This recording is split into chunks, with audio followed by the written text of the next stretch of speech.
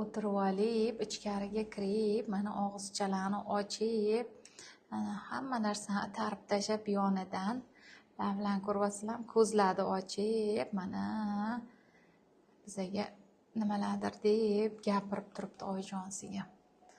Ko'ryapsizlarmi? Qanaqa chiroyli. Biza 3D dan maqsad nima? Ko'z ochishini ko'rsataymi sizlarga? Ko'zini ochgan ko'rsataymi? Mana bu qaranglar. 3D dan maqsad nima? Biz ya'ni ko'zni ochdi, ko'rdinglarmi? Qanaqa ochyapti? 3D dan maqsad bu yerda onajonisi bolasiga o'zi muhabbati baland bo'ladi.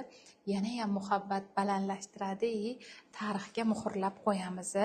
Chiroyli qilib rasmchalarini chiqarib beramiz. Lablarini ko'ryapsizlarmi? Botiksliligini, dahanchasini chiroyligini ko'ryapsizlarmi?